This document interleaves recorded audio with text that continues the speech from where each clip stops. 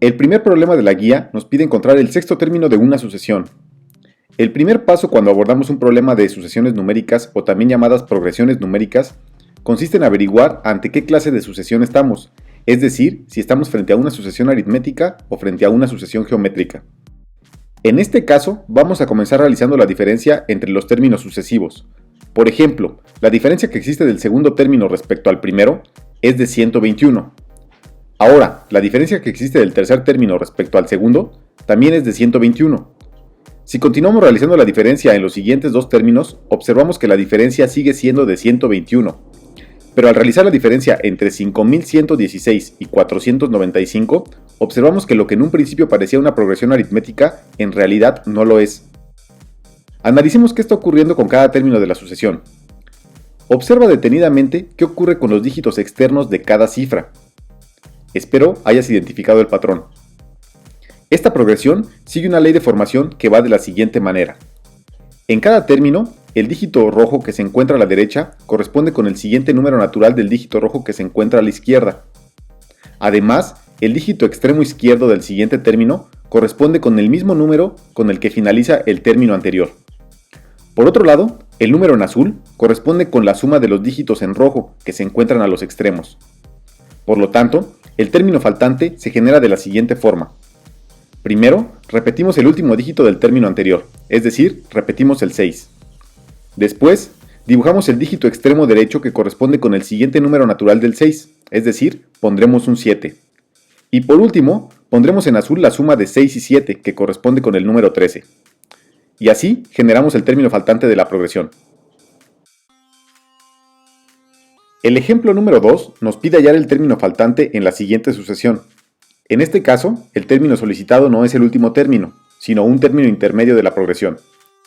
Lo primero que podemos observar antes de siquiera empezar a realizar las diferencias de cada par de términos sucesivos es que cada uno de los términos es el cuadrado de alguno de los números naturales.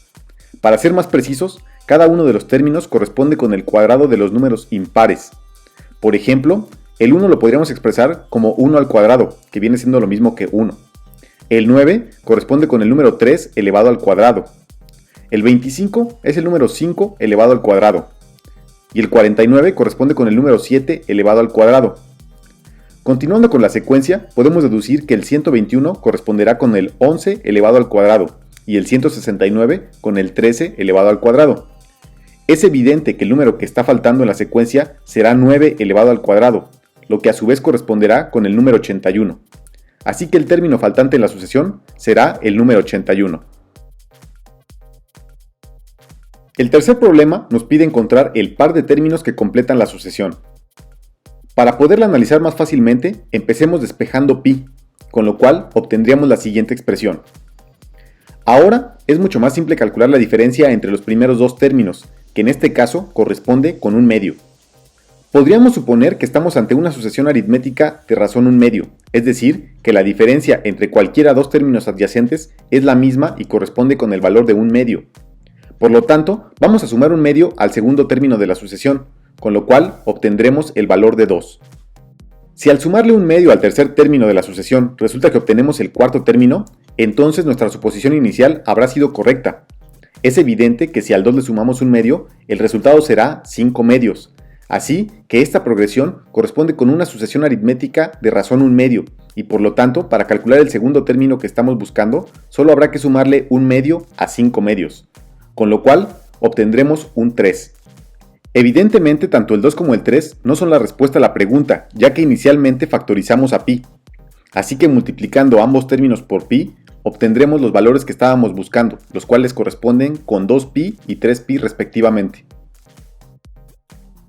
El par de números que nos piden encontrar corresponden al numerador y denominador del sexto término de la progresión mostrada en pantalla. Iniciemos reescribiendo el primer término de la sucesión como un número racional de la siguiente forma. Ahora, encontremos el patrón de recurrencia que siguen los numeradores y denominadores de cada término. Observamos que en el numerador generamos el siguiente término multiplicando por 2 y sumando 1 al anterior. Sin embargo, en el denominador solamente multiplicaremos por 2 el correspondiente término. Observemos qué pasa con el siguiente par de términos. Es evidente que se siguen cumpliendo las mismas propiedades. Y para los próximos términos sucede lo mismo. Por lo tanto, el numerador del término faltante lo generaremos multiplicando por 2 el 31 y le sumaremos 1. Y el denominador lo generaremos multiplicando simplemente por 2 el 16. Así que la solución a este problema es 63/32. Finalmente, el último problema de este video consiste en encontrar el término faltante en la siguiente progresión. Para la mayoría, el patrón es evidente a simple vista, ya que si en el primer término tenemos un 7 en el denominador y en el segundo un 7 al cuadrado que corresponde con 49, solo nos faltaría averiguar si el 2401 es múltiplo de 7, y eso lo podemos comprobar rápidamente sumando todas sus cifras. Es evidente que 2 más 4 más 0 más 1 es igual a 7 y por lo tanto 2401 sí es múltiplo de 7. Ahora, para hacer más evidente el patrón, podríamos reescribir el denominador del primer término como un menos 7 a la 1. Para el segundo término lo podríamos reescribir como un menos 7 al cuadrado, que corresponde con el 49.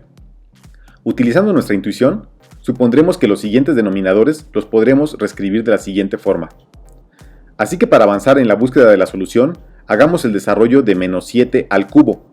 Para ello, aprovecharemos el resultado que ya tenemos, el cual es 49 que corresponde con menos 7 al cuadrado, y lo multiplicaremos por menos 7, con lo cual obtendremos lo siguiente. Hasta este momento podemos suponer que ya tenemos la respuesta correcta, pero nos falta corroborar este resultado multiplicando el menos 343 por menos 7. Si el resultado es 2401, entonces ahora sí podemos asegurar que nuestra respuesta es correcta. Al hacer la operación, verificamos que efectivamente 2401 corresponde con menos 7 a la cuarta, así que la respuesta al problema es menos 1 sobre 343. Con esto hemos dado solución a los 5 primeros problemas de la guía. No olvides suscribirte y compartir este video con tus compañeros y amigos. Nos vemos en el próximo video. Adiós.